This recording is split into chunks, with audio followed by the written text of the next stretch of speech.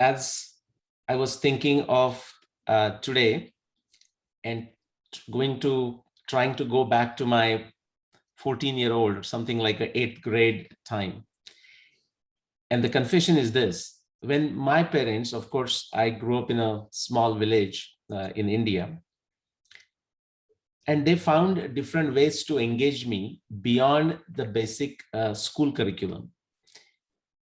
And those activities that they involved me, I did not actually like it. I thought I'm spending enough time doing my homework, studying subjects, and I was very excited about it. But this is something in addition to it.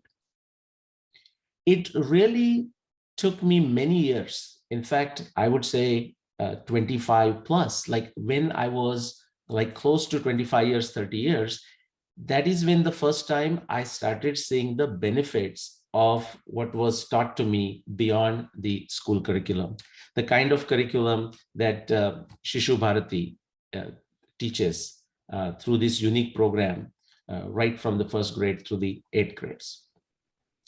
In fact, I can say that because of something similar to this, of course, delivered in a very different fashion, that is why I'm here today sharing this celebration time with you. Number of you might have heard this quote, it's attributed to Mark Twain. Now, whether he truly said it or not, its message will indeed ring true for most of you. Okay, for most of you who are right now graduating, others who are in the program, but I will also say those of us who are much elder, grown up. And it is this, the quote that is attributed to him, and sometimes you'll see some variation, but the message is very important. He said, or his quote says, "When I was a boy of 14, my father was so ignorant, I could hardly stand to have the old man around. But when I got to be 21, I was astonished at how much he had learned in 7 years." Okay, of course, there is a sarcasm built in it. In fact, it is the growth of this young child that changes his or her view of the world. But so sometimes when a medicine is administered to us, we may not always like it.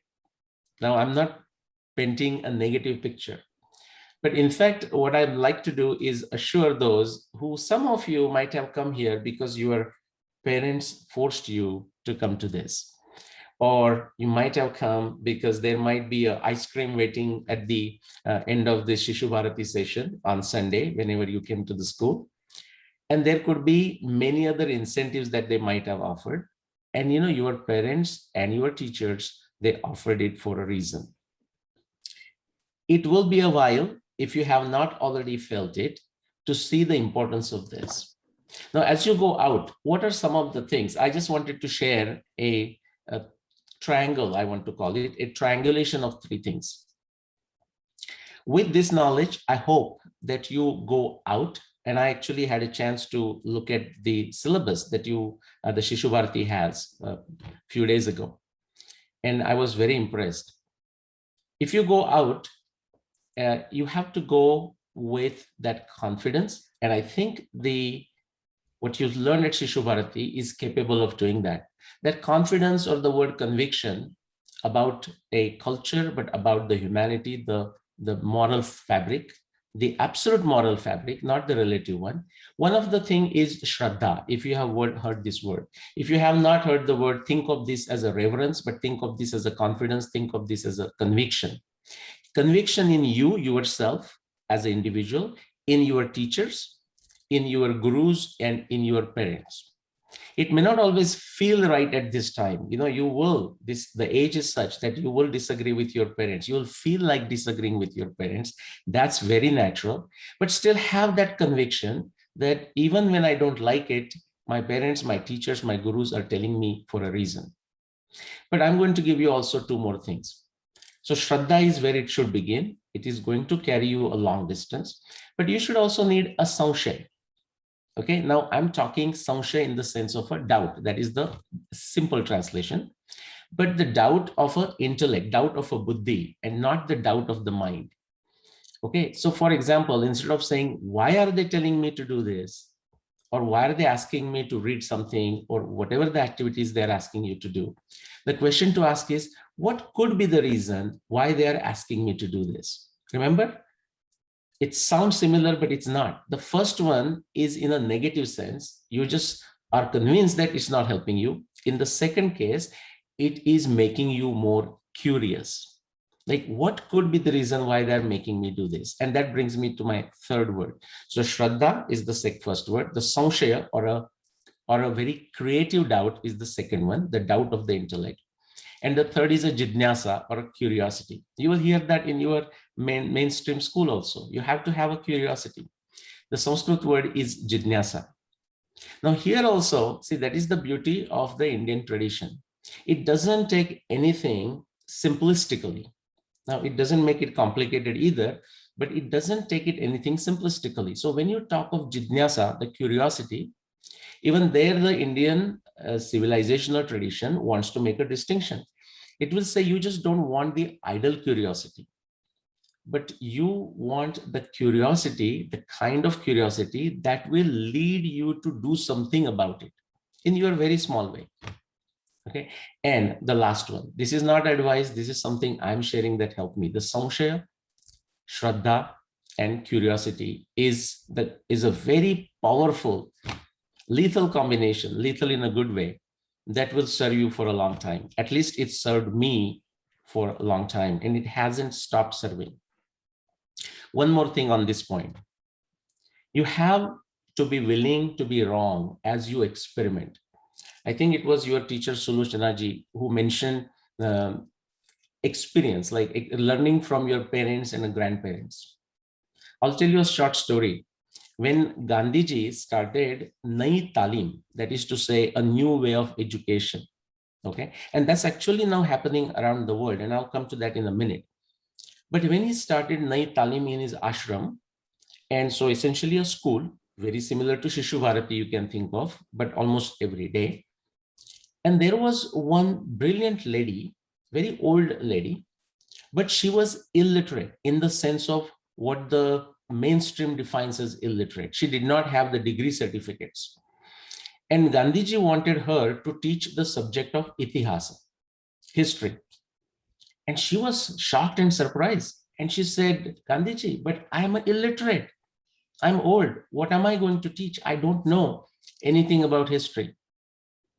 And Gandhiji said, well, I'm not interested in our students, our children here learning about when somebody came to power in what year, and when somebody died, and then who took over. I'm not interested in them learning about it. I'm not interested in you teaching that about it. Itihasa means experience. And that is the whole idea about you spending time with your grandparents, or grandparents sharing their experience with you. The point is, as you experiment yourself, as you try to gain experience, you will have times when you will be wrong. You have to be willing to be wrong, because unless you are willing to be wrong and also willing to admit when you are wrong, you cannot do anything original in this world. That's a fact. Know that everyone can make a difference. Sometimes we get this depression, in the sense of, there's so many big problems in the world. I am just but a single person, single individual, and what difference I can make. And my just sharing a few thoughts is that any one individual can make a difference if your intention is right. That intention being right is in search of the truth and a desire to make everything better, incrementally better, and that's enough. I don't know if you have heard the story of a man who was walking on the beach. A huge storm had taken place, and what it had done, it had thrown uh, thousands of starfish on the beach, far away on the beach. And now, unless they were going to go back into the water, they were going to die. And this one man, what he was doing was walking on the beach, slowly taking a starfish and going close to the water and returning it back to the water. The whole beach is studded with starfish. So somebody looked at him and says, what an inefficient operation. I mean, is this going to make any difference? That person approached this man and said, why are you doing this? I mean, there are so many starfish. There is no possibility in the world you will be successful in putting them back into the water in time for them to survive. What's the point of all this? And this man who was throwing this starfish back into the water, returning the starfish back to the water, he said, well, what you're saying is correct. But just now, the one that I put back into the water, it made all the difference to that starfish. Okay, so when you are making all our small actions, all of us, it does make a difference. Let's not worry who makes the difference to. But also remember, how we do our act, it also needs the intellect. Okay, and I think the Indian tradition provides it that in abundance. As you see, as you know, many of the, like you are in Massachusetts there, you know, the Emerson and Henry David Thoreau, they sought and they got inspiration from Bhagavad Gita.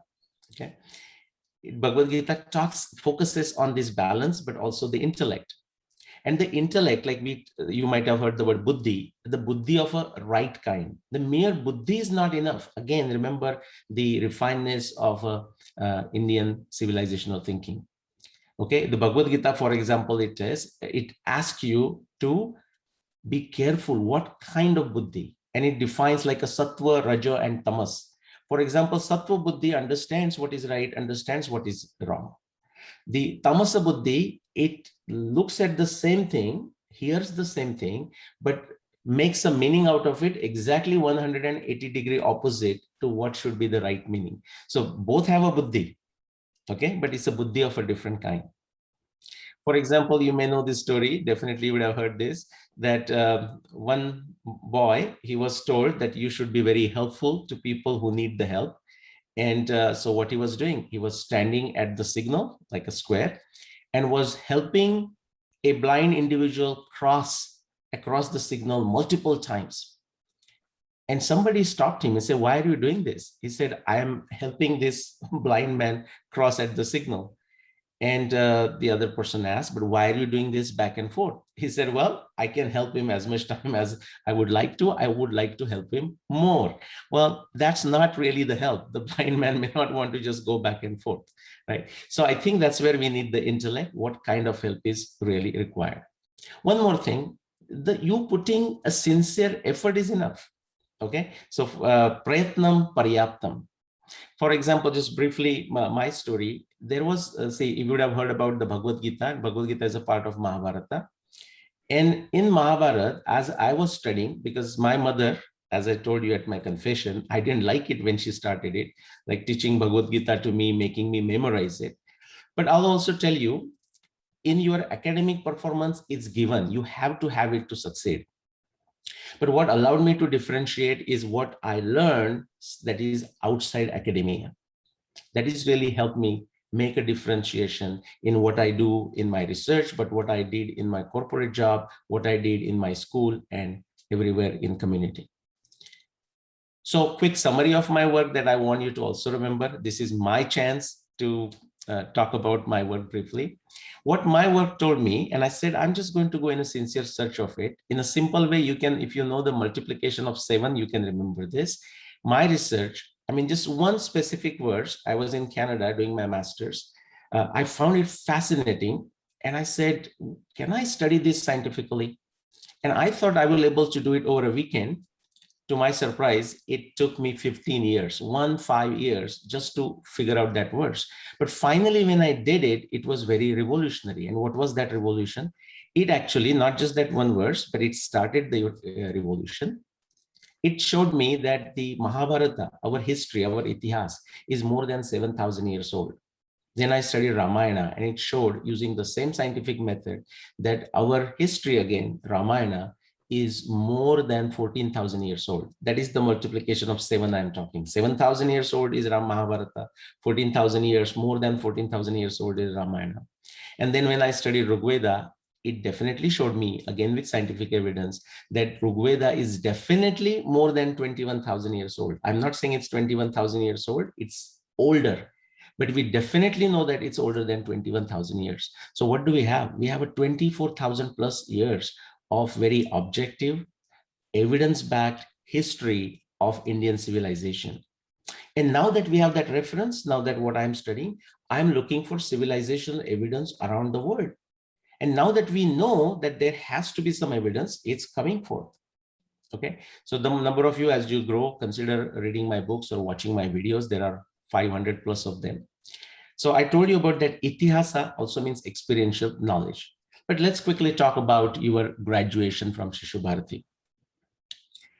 If you look at the education system around the world, okay, it has a lot of good things, but over time, it has reached its limits, partly driven by the commercial interest. And not only just in India, but around the world, right where you live in Massachusetts, but even across the America, there are many efforts to bring a system of education that's different than what we are familiar with. And if you look at those efforts, you'll realize that many of the parallels are similar to our Gurukula system. If you had studied this during your Shishu Bharati, that's great. If not, do ask your parents, do ask your teachers.